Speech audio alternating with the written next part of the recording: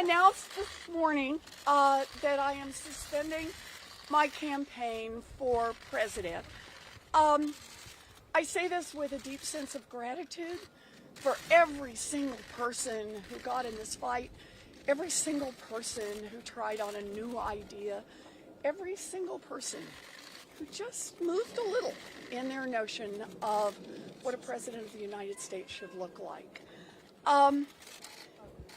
I will not be running for president in 2020, but I guarantee I will stay in the fight for the hardworking folks across this country who've gotten the short end of the stick over and over. That's been the fight of my life, and it will continue to be so. So, anyone have a question? What guidance would you give to your supporters who don't know who to support now? Well, let's take a deep breath and spend a little time on that. We don't have to decide that this minute. And I wonder what your message would be to the women and girls who feel like we're left with two white men to decide between. I know. One of the hardest parts of this is all those baby promises and all those little girls who are going to have to wait 4 more years. That's going to be hard. Senator, why do you think Senator? Will you be making an endorsement today? We know that you spoke with both Joe Biden and Bernie Sanders yesterday. Not today. Not today. I need some space around this, and want to take a little time to think a little more. I've been spending a lot of time right now on the question of suspending and also making sure that this works as best we can for our staff, for our team, for our volunteers. So Senator, I'm sorry? It could be coming, but just not right now. Not right now. Senator, what? I know that your campaign manager, Roger Lau, said on the staff call today that he had no regrets. Do you feel the same way? Oh, I do. I have no regrets at all. This has been the honor of a lifetime. 10 years ago, I was teaching a few blocks from here and talking about what was broken in America and ideas for how to fix it. And pretty much nobody wanted to hear it. And I've had a chance to get out there and talk with millions of people. And, we have ideas now that we talk about that we just weren't talking about even a year ago. A 2-cent wealth tax and universal child care that could be real. We could make it happen. And canceling student loan debt for 43 million Americans and raising Social Security payments. Those are life-changing events for people. And we can actually do this. So I'm delighted to have been here and honored to have had this chance. I was told at the beginning of this whole undertaking that there are 2 lanes. A progressive lane that Bernie Sanders is the incumbent for and a moderate lane that Joe Biden is the incumbent for. And there's no room for anyone else in this. I thought that wasn't right, but evidently I was wrong. Senator, what do you think? Were able to resonate more with voters and win any states? As I said, I think that I was told when I first got into this, there are 2 lanes. And I thought it was possible that that wasn't the case, that there was more room to run another kind of campaign.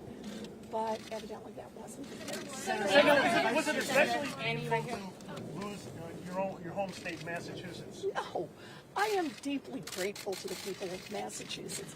Look, back in 2012, they took a chance on someone who had never run for public office before. They ousted a very popular incumbent Republican senator to give me a chance to stand up on a bigger platform and fight for their families, and I am deeply grateful for that. They returned me to the Senate in 2018, and I'm deeply grateful for that. They're the reason I'm in this fight, and they're the reason I am able to stand here today. No. Hi,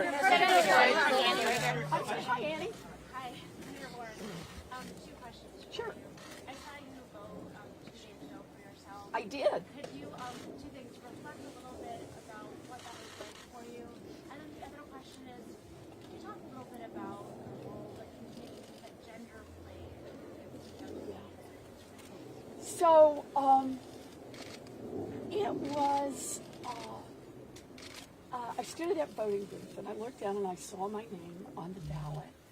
And I thought, wow, kiddo, you're not in Oklahoma anymore.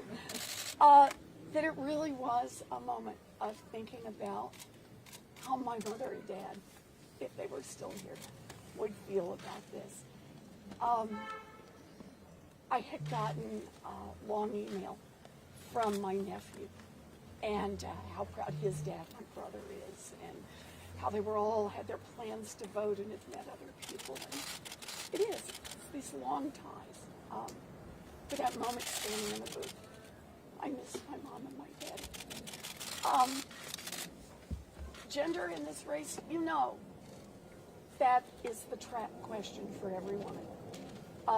If you say, yeah, there was sexism in this race, everyone says, whiner. And if you say, no, there was no sexism, about a bazillion women think, what planet do you live on? I promise you this, I will have a lot more to say on that subject later on. Senator, advice to your supporters right now looking for a candidate. What is your advice to them? Obviously, I know you're not endorsing anybody, but what is your advice to them? Let's take a deep breath and think about this for a little bit longer before we all settle. Senator, it was a long 2 days for you, or multiple days, to make this decision. What were you thinking about? What informed? What was the final step? This is the last. You know, a big part of it is to think about all the people who turned their lives upside down to be part of this campaign. All of the staffers who moved and worked long hours, gave up jobs to be here, took leaves from school, to think about what works for them. This isn't just about me. This is a whole lot of people who are a big part of this, and also our volunteers, to try to think through for all those people who already have invested so many hours and so much of their heart in the phone calls and the door knocks and the coming to the office and help clean things up and keep it all going. And thinking about all those pinky promises. You know, I take those pinky promises seriously. So those are the things I needed to think through, and how we make all those pieces work at least as best we can for everyone. And one last thing. It's about all the people who are affected by all the issues I've talked about. Whether they got involved in my fight or someone else's fight, or even not at all. But however we talk about this, there still is $1.5 trillion of student loan debt outstanding. There are still tens of millions of people across this country who one bad medical diagnosis and they're upside down financially. There are still mamas and daddies all across this country who can't finish their education, can't take on jobs because they can't find access to decent child care that they can afford. And I had to think a lot about where is the best place for me to go to keep fighting those fights, because those problems don't disappear when I stand here in front of you. Those problems go on, and my job is to keep fighting and to fight as smartly and effectively as I can. Senator, Bruce. You're the best.